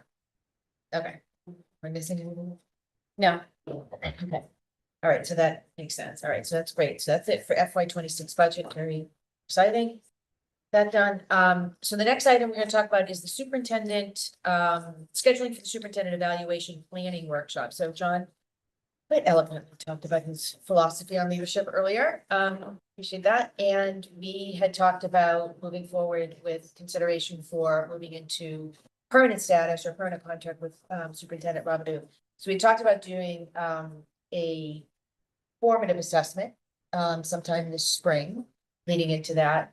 So in order to do that assessment, we had decided we would do a workshop with our representative from Mass Association of School Committees, who is prepared to do that with us. So I know we don't normally like to do the scheduling, but we've had some scheduling snafus, so I just thought, can we talk about when would make sense to do this? I don't think it would make sense in a regular business meeting. I think it would be a separate workshop. And so I wanted to just get some dates or thoughts from school committee members and what you'd be looking for. I imagine, I haven't talked to Alicia because I didn't hear back from her, but I think we probably want to schedule 2 hours for that. Yes. And Schaffner, is that when they do the workshop for this, that's just a workshop with the school committee, that's not a discussion. I mean, I know it's a workshop. It's when it's a true workshop. we It's can an have open meeting. that. No, it would be an open meeting. Okay. It would be an open meeting, yeah. are you thinking along the lines of what we did, Allison, what we did in the, when we did it all together, where we brainstormed? That's what I would want, yeah. Yeah, so. I think we all did our own and then came together to. Yeah, and we worked kind of like made the sausage, if you will, and it was a really positive. So did you do work ahead of it? Or you? Yeah, we had homework to do. We were Okay. all supposed to come with our, what we all did is an individual evaluation. And then we came to the workshop and then we went through line item by line item. And it was time consuming, but what it did was it reflected everyone's voices in the summative, which was very helpful because we tried other iterations of it and it just, all people's voices were never included. So it was actually, I'll say this too, it was a great team building exercise too, because you really had, very, very civil discourse. If someone, I have to say, it really was. By the I understand community, how well but it was a wonderful experience with people talking about things they noticed, offering evidence. I'm confused. I don't, Very robust. on the phone. Yeah, I my plan for this workshop was us to decide what we were gonna do for the formative assessment. And then come back and do that assessment in an open meeting. This was not, at least that was what what my takeaway was in our last discussion, maybe I was wrong. I thought we had agreed that we were gonna do it the same way we done last year, but. In our last workshop that we had. But we're not doing a summative assessment, doing a formative, which is a lot less involved, not the full rubric and all of that. Right, because, I mean, I don't know, I guess we still do it in somewhat of the same process, yeah. But okay, so then what you're saying is that that will be the evaluation. I thought we were gonna do a planning session and then come out of that and say, okay, everyone go to Okay. your corners and do your homework, and then I see what you're come saying. to an open meeting and do the evaluation. I Right. We can do that. That was the plan for the Okay. workshop. Okay. Come up with We can do that. criteria, fill it out, you again, and then go forward. That's what I was thinking about. Okay, Yeah, so we aren't, so when you say the criteria, we're not using the DESI rubric at any point. I don't, It's my understanding, Alicia is gonna let you guys know, like, what is generally involved in the formative assessment, how in depth is it, what does it technically look like? It's vastly different than the summative. The summative is almost pages and Yeah. pages of everything. The formative is generally something less than that, but it's more just like, hey, where are you? Are you close to meeting goals? I mean, I'm gonna try to do a goals update, at the next meeting anyway, so you guys will have an understanding of kind of where I stand, which would be good for when we go do the full formative. But generally, the formative isn't the same, it's not the same. I do think we will need somewhat of a robust assessment that we can bring forth to the community if we are going to take the next steps. okay, so then maybe that, but that could be part of our discussion of this Okay. evaluation workshop. Does DESI use for evaluating superintendents, formative and summative, they use those words? Yes. So, Okay, because usually it refers to student learning, right, when you use these terms. When the school committee summatively evaluates me as a superintendent, it's similar to how we evaluate the administrators and the teachers, you go through the whole rubric. You get a rating of, obviously exemplary, and then, you go from there, right? Then, but the formative isn't as formal as that in terms of, you're not turning it, it's my understanding, you're not turning it into DESI or anything like that. It's just, hey, John, how are you doing? Are you meeting committee's expectations? Are you meeting who represents the public? Are you meeting all the expectations? How far are you along in your goals? What does that look like? So yeah, I mean, it's leading towards the summative, but it's the same thing as when we evaluate teachers, like in the formative, you're like, here's your goals. I see that you've done this, here's all the stuff that you're doing, and here's some feedback, like, hey, John, I think you need to do a little bit better in this area so that we get to the summative. Hopefully I've done some course correction if I can. So that's more what the formative is So about. we're not gonna do a summative before we make the decision? That's what I think. That's is what I'm- difficult. No, No. there's not enough time to be able to summative. That's So what what, I see, I look at this as this is a performance review. It is. Right, so, okay, so And so to me, that's. And we're getting confusing. I think we're with getting summative stuck versus on the formative. name, and I Yeah. think that's the problem. Right, and I think this is really, we're gonna evaluate John and assess whether his performance to this point makes sense for a permanent position. Now, is that too Right. simple? But that's how I No, think no. what we need to do. but yeah, but I Yeah. also am thinking that, and I don't know, this is just spitballing, that it may be also a step beyond just the some formative where we say, okay, and then what are some things that we want to do to help us make that decision? It might mean doing some community outreach or asking for community input or, whatever. Yeah. I don't know if it's a survey, what, there may be some other things we want to do to help us make this decision. I don't mind if we do both, right? But again, formative is helping John improve, right? Talking about how we want, and that needs to be done, right? But the summative part is evaluating what he's done. And I think that's the important piece for making the decision we're thinking of making. Yeah, I think we're getting stuck on Yeah. the terms. Yeah. Right now, and so I'm just gonna ask at the table terms for a Well, second. let's do it in Yeah. this evaluation workshop. That was Yeah. my goal. That was my goal. I don't, Yeah, in this workshop was to help say, I okay, think how I are think we? Alicia will make it very clear. That's. so we want a performance evaluation, and then we can talk about this as we work through this process more, but I personally, and I hope we all feel this way, that we want to solicit that community feedback from our Absolutely. educators, from students as appropriate age wise, in our community. That will be an important. Yeah, So- I think we may need to do some homework as we've talked about, that hopefully Alicia Alicia. would help us understand what that may look like, you know. So what, so sometime in the month of March is what I was thinking would make sense, if anybody has any. Do you have Alicia's availability? Because that's gonna be the definitive. No, I don't. I was actually gonna give her dates, because she seems to be very open, to be honest with you. She really does, and everyone's here, so I want to get dates from you. So, Are we talking a day workshop, Yeah. a morning workshop? I think daytime, but I don't know what. I can make myself available on Tuesday or Wednesday morning. Okay.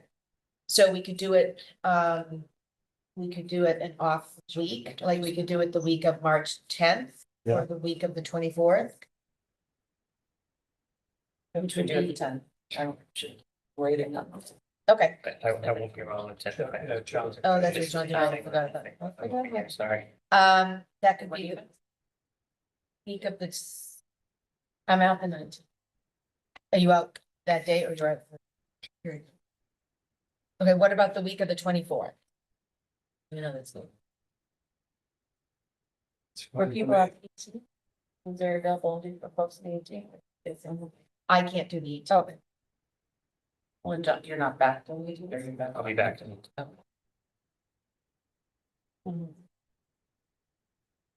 I'm gonna ask a question that may be stupid, and I apologize. In the past, our superintendents have not attended a workshop. I'm fine with that too. So I don't wanna Yeah. keep you out, but I don't know if that is typical, if that could be atypical, could be another one of them. My humble opinion, I'll do whatever you guys want me there, I'll be there. If you don't want me there, that's fine. I think you probably have a more. I don't want to use a little robust discussion, but I'm not there. And potentially, so I mean, I would not, let's put it this way, I won't take offense if you say we're gonna do without you, John. I think mostly coming from. Now we'll get back to the 10th, potential week. Yeah, that would be good. It's the 11th work for folks. Yeah, I will be on Zoom, but that's okay. Are you, you're not here? No, I'm not here until the 14th, Friday. I'll make it, the holiday. Full moon. What about you? I can make the 14th work if that work is what works for everybody else. No, No, you can do it, right? Zooming is not a problem. okay. I'm, have. well, I'm not, I am out. understand. Oh, saying different things, so we can all. just so you know, I'm out You're, a lot. yeah, I'm not back, I don't basically, if I don't do it on the 14th, I'm not back until. but you're gonna attend on Zoom, right? Yeah. Yeah, right. April 8th, Campus in there. I'm away. I mean, I'm not, I'll be out of luck. Okay. Why can't we do it on the I'm 10th? leaving 7th. is the only day. Then Yeah, I'll, What? I'll change my schedule on the 14th, if that's the only day we can all get together. well, I mean, you don't, I mean, Zoom should be, no. Why can't we do it on the 11th? Brian feels that I should. Oh. Yeah. Okay. I think your mind isn't, I don't wanna push it from the 11th. So why don't we, so the 10th is a possibility, the 11th and the 14th, is everyone great? Yeah. Okay, so, This is a little fire from. okay, all right, so we'll do the 11th or the 14th. Okay, with Alicia, that's all based on Alicia. Yeah. She may be on Zoom for all I know too, so I doubt it, but, okay. Sure. 3/11, 3/1, 3/14. Okay, I will be back to you folks hopefully the next day or so. Thank you, appreciate that. Subcommittee liaison and, liaison updates. Yeah, go ahead. We redid the fact page, it was in the Dropbox. That's not the most updated one that I had formatted for you, though. No, I formatted it. Al and I formatted it. We took care of it. Okay, then there'll definitely be a lot of, things I think that should be changed on it. Just from a visual looking perspective. Because I thought that was what I was tasked with doing, so I. Never mind. Okay, so did you did formatting and you sent it over and then? I used the same one that was sent to me, so it's the same Google Doc. Yeah, well, Al and I put it together the last couple of years. Yeah, if it was sent, I didn't see it. It wasn't sent as a Google Doc, so you go to the same Google Doc that you created in the first place that you shared with me. Because we had reviewed the FAQ as a group together. And they were formatting and just like making it pretty things that, and some wording changes that I had been tasked with. Everybody's looking at me like I'm crazy. Am I the only one that heard that? Nope, I don't know. Did you see the? I sent it as an attachment, I know that, and then I It's- Okay. No, So yeah, why I'm not don't- sure that, if Allison, if you could just send me the link to the Sure. Google. Why don't you do Yeah. that? And then you Dropbox, just review- please. just review Yeah, that one more that, I time, just then didn't we'll- know. Yeah, That's what- no problem. Thank you. Okay. The newsletter did go out, Yes, right? It's the February newsletter, February. and now we're. As far as January went, we had 1,100 viewers. Oh, wow. Just on the school side. I have no idea what happened with the current, but you know, as far as our distribution, we were able to about 1,100 people, which is pretty good. You figure it, biggest meetings we've ever had, maybe 30 or 40 people, so. Yeah. A lot more That's people great. read. We did. We just sent the February one out yesterday, so I haven't seen the numbers yet. I'm wondering if, obviously not in our meeting, but after this, if you can follow up with the media sources that you place it with, and I don't know if they can give you the demographics on it, but it would be great to hear, if you guys see how many people are seeing it on your end as well too, just to know what Yeah, our I asked outreach Lee is. if she could look into that. What do you have it as a link, Bill, or how does It's it going go? to the same. I cut and paste it from your emails and then put it in onto our webpage. No, so it's on their webpage. So they may have both. Yeah, I haven't. We should be direct. Okay, everybody. So maybe we can work with, Okay. make sure it's in both newspapers as well. It's a link. Yeah, Okay. Got it. Thank you for your. Thanks.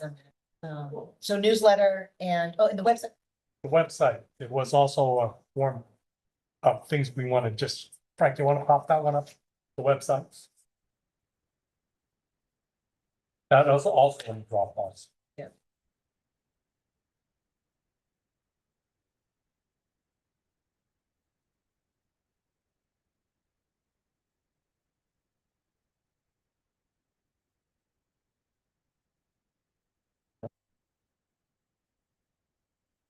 These are really just more clarification, straightening it out, taking it out like the subcommittee for curriculum. We took that up. We decided not to do that a couple of years ago and it's still in there. So we take, and then we corrected to make sure everybody's titles were correct on the subcommittees. What else would we do? Al? The operating protocols font. And my name is spelled. Your name is Rob? No, it's No, right. you know Right. this, We right? just had one L, right? Adding the school committee goals, which is great. List liaisons, to SACs as well. We used to at one point. Yeah, the school committee operating protocols has this odd font. Yeah. And I can't change it. I don't know what It's a it is, PDF. but it looks like you're yelling at people. You read it. You know, it's got that hard look to it. I like to make It it really a does. little less, It's a PDF. Yelling at you for our protocol. well, yeah, I mean, that's the old style. You know, you want yelling, yeah. It looks like So type Brian, it. Brian, that's a PDF on there, so It is. we'll We'll have to convert the convert, PDF. yeah. Right? The other But thing now- Mike said he can convert the PDF. Mike comes Tell in him the to PDF and that send back. it to you, and then you can fix it. Okay, I mean, I have Adobe, but it keeps asking me for administrator's approval. I bought it myself, so I'm like, I'm the administrator. I don't get it. Yeah. I'm getting a little pitchy. Also, Al, noticed that our school committee mission and the one with the district are one and the same. And we were beginning to question whether we should look at that and have a separate one for the school committee.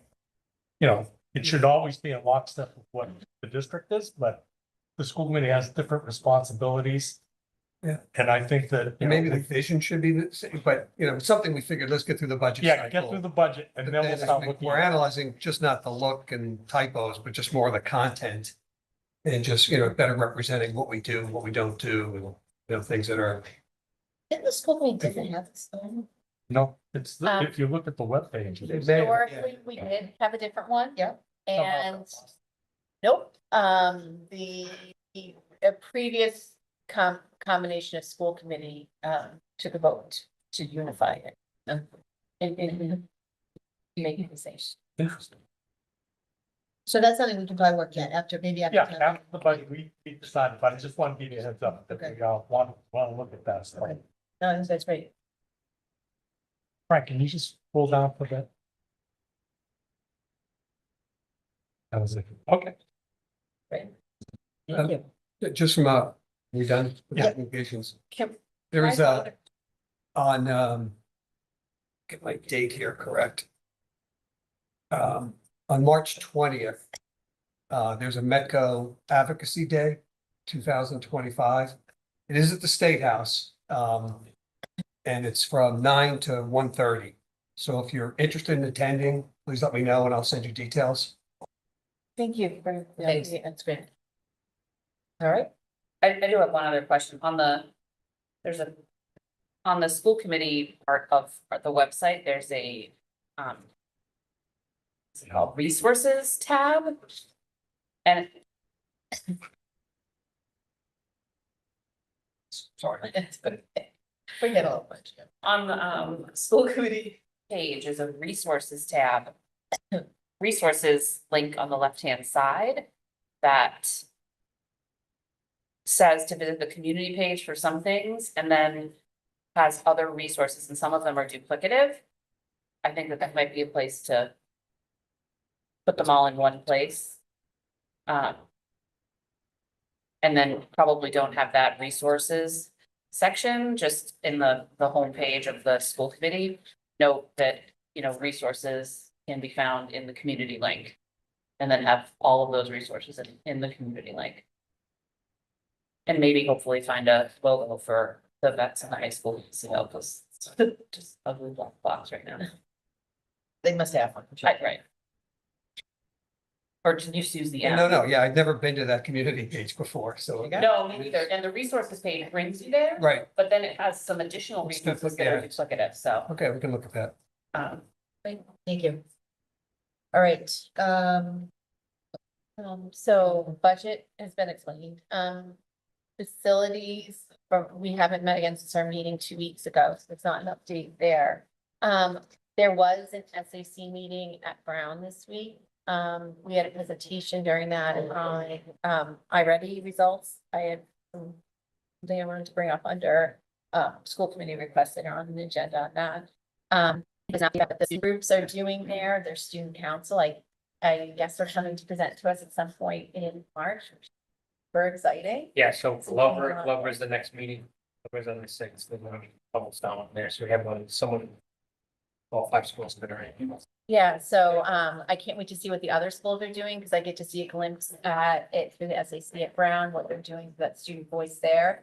And it's really exciting for those students. I think one thing to celebrate was the students actually helped that student voice group helped to write a grant for the Friends of Marblehead Public School. So there will be a grant request coming from our elementary students, which is also really exciting.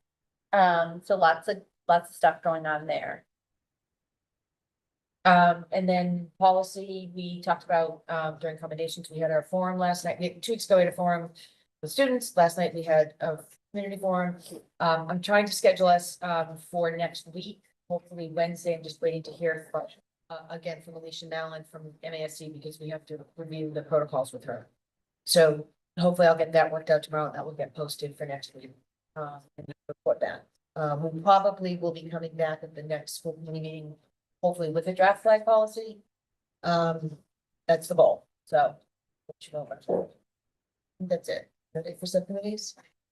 Right. New business. I had something I wanted to request to be on a future agenda. I would like keep using the word robust. Presentation on the iReady scores. We just did, I know, a mid-year assessment. That's what was presented at the SAC. I'd like to see them presented, at each school level. I believe we do them right now at 4 of our schools. One of the things that I noticed while we were going through the school level ones were 50% roughly of our students are 1 grade level or more below.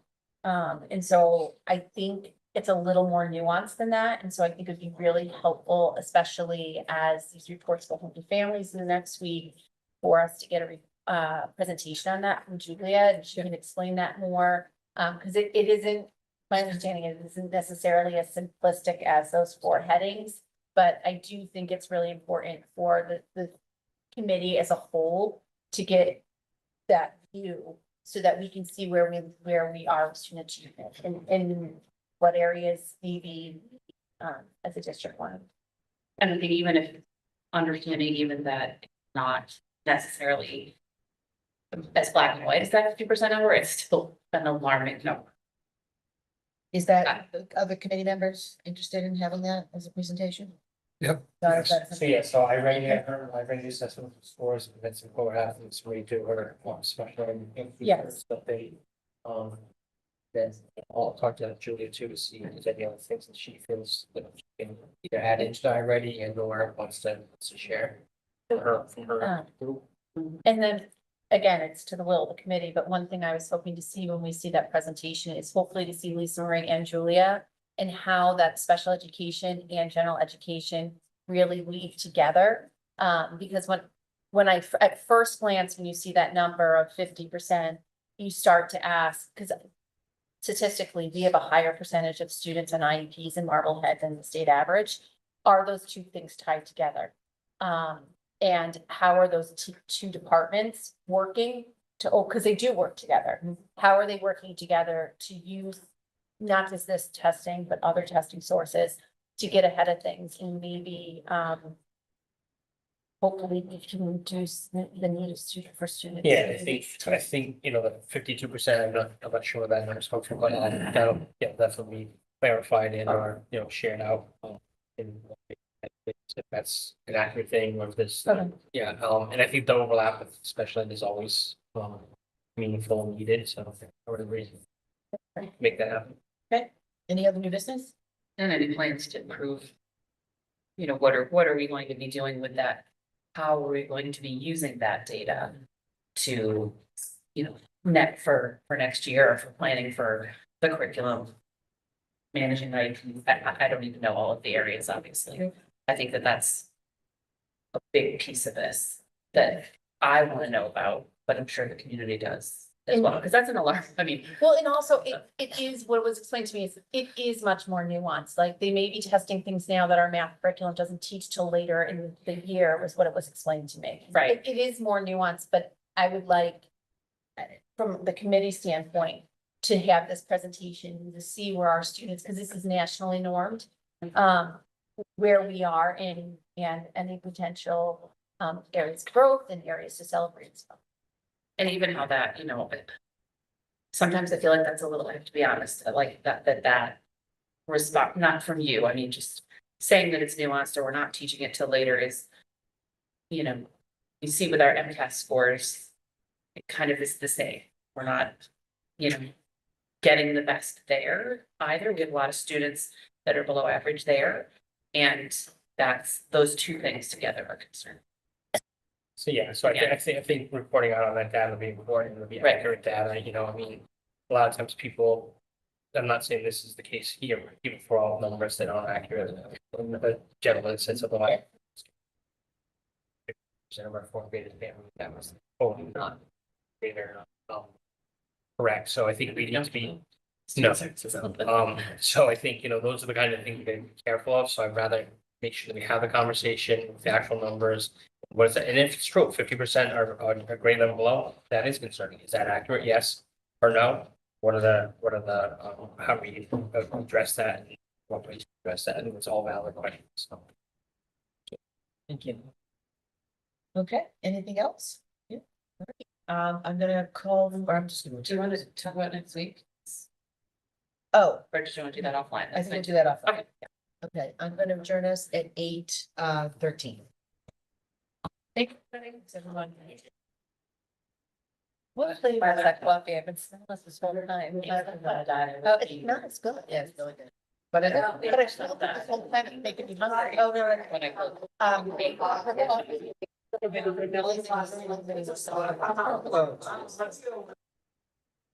This box, it's healthy. Oh, really?